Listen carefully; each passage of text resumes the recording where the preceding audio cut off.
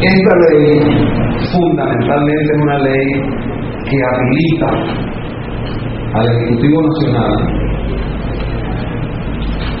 al gobierno. Aquí no está desarrollado un modelo de Estado docente, como lo planteó Luis Beltrán Prieto Figueroa.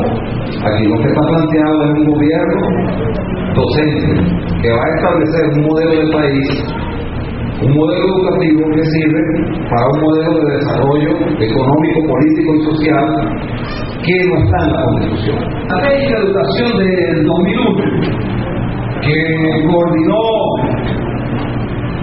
el entonces diputado Faría, miembro del movimiento Quinta República en esta época, que tuvo el consenso de todos los sectores de la sociedad,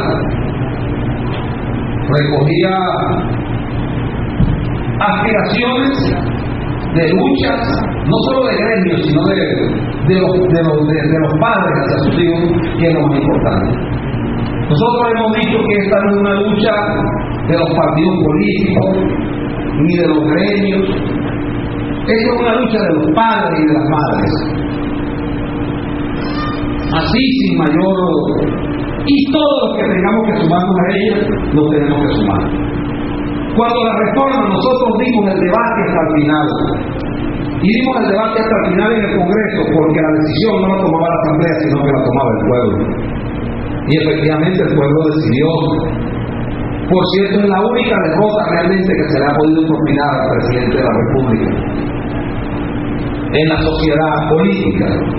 Y en la enmienda constitucional, bueno, también la decisión la tomaba el pueblo. Nuestro debate llegó al final.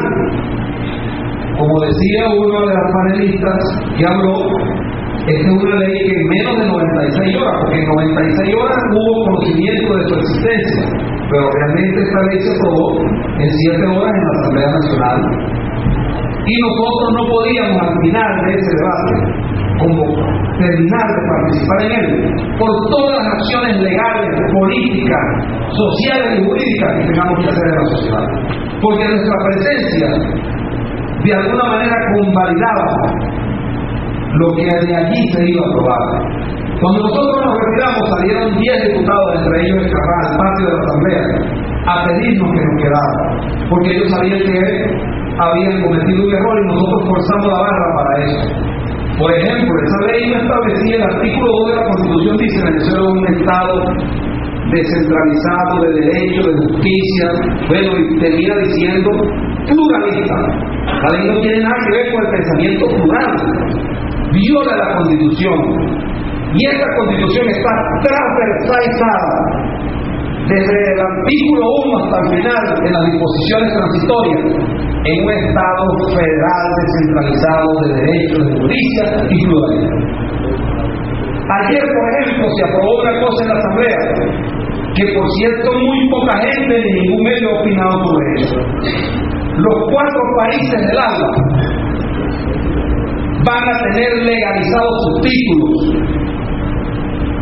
de profesores, de abogados, porque además ahora no hace falta que las universidades intervengan, porque se aprobó un convenio de ley ayer que ya empieza a devenir del paquete de leyes que se van a aplicar en el desarrollo de estos acontecimientos. Un médico cubano va a tener absolutamente las mismas garantías. Mi hija estudió 6 años en una universidad y se graduó de médico cirujano.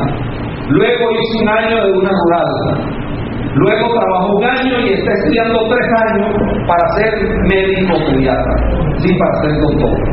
Aquí los médicos se gradúan de esos que el presidente gradúa en lotes allá que vemos en el Teresa Carreño, con 3 años de médico comunitario. Que yo creo que es un buen enfermero, porque en Venezuela la profesión de enfermería tiene ahorita un alto nivel académico de formación.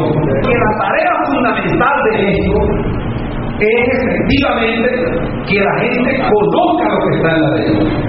En el debate de la reforma, una de las cosas que nosotros planteábamos, pero fue un debate muy largo que se hizo en la Asamblea, y a veces hasta largas horas de la noche, era que había que conocer para decidir. El problema que el gobierno tiene en este momento es que por intuición, una madre puede tener un hijo que sea un delincuente, y ella de pronto le da unos cocoronazos o lo golpea o lo insulta, pero no acepta que nadie se lo venga a tocar. Por eso, estratégicamente, más allá de todas las cosas técnicas y cosas que tengamos que explicar, tenemos que hablarle, y además este país no puede ser subestimado, porque si alguna cosa, y ese es un valor positivo que hoy tiene la sociedad venezolana, es que ha aprendido que el asunto político es un asunto de interés colectivo, es a las madres fundamentalmente que le van a quitar a sus hijos esto, y se puede hablar de la manera más científica, facilita explicárselo. Mire, cuando un niño nace, y aquí una vez médicos, nace con 3 trillones de neuronas en el cerebro. Y esas neuronas tienen unas cosas que se llaman ventanas de oportunidades.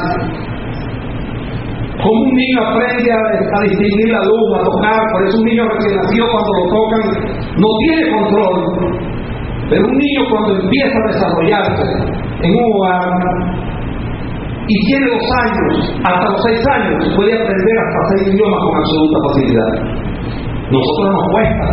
Un chamo se mete en una computadora y en un momentico hace con ella lo que sea. Hasta los 12 años está en desarrollo la ventana de la oportunidad de los niños. Esto no es un discurso político, porque uno tiene que estudiar estas cosas para saber cómo nos vamos a meter en este debate. Ustedes saben de esos 3 trillones de neuronas que tenemos en la cabeza, cuánto es el espacio de las neuronas de grabar y repetir. Científicamente les estoy hablando, el 5% solamente. Entonces, cuando ustedes ven que la niñita de 13 años que se paró con un papel a leer y a decir los traidores que se fueron a oligar gran parte de la oposición de este país, que son de la burguesía, imperialismo y taca, eso lo va a grabar y a repetir los niños y lo va a ampliar al 100%. Y cuando en una constitución se pone una aspiración de un país plural, no es un asunto solamente para poner tinta sobre un papel, sino porque ahí está el asunto de tener siempre una valoración democrática, de ver que la sociedad es un conjunto de cosas en las que podemos estar en acuerdo y en desacuerdo, pero tenemos que tolerarnos. Entonces esa parte la desarrollarán esos niños al 100% si se les aplica un proyecto de ley como esta. Porque uno ve cuando un pionerito de Cuba habla y se tira aquel discurso, pero ¿de qué habla? De lo que ha oído, lo que ha acabado y lo que repite del planteamiento de la Revolución Cubana. Y no puede albergar en el corazón de una niña de 13 años tanto odio, eso es mentira. Eso es un asunto influido. Y hay que decirle a las madres de Guacamaya, de La Quebrada, del barrio del sur, de cualquier sitio de allá del Castaño, una noche, compañeros, los que fueron candidatos, los que no son, las madres, todos, decirle, sentarse y tomarse un café y decirle, mira, si esa ley no la aplican dentro de un año, aquí en el Castaño, cuando la señora diga, oye, ayer le diga a su hija, ayer al hijo de mi comadre Domitila lo mataron para quitarle el celular, hija, ¿cómo te parece? Y la muchacha le diga, caramba, qué broma, mamá. Pero la mamá después le dice, uy, no ha venido a buscar el camión a la basura. Qué broma. Y en lo que la mamá le diga 3 o 4 cosas más, y ella le dice, ¿qué te pasa, mamá? Por el quinto obligar. ¿Tú cómo que estás contra Chávez? No, esto no es una cosa para irse, ¿sabes? Esto es lo que está detrás de este proyecto educativo. Y esto hay que ir allá, porque para poder seguir conduciendo un proceso de cambio en este país, que ha de ocurrir más temprano que tarde, pero que este proyecto lo tenemos que rescatar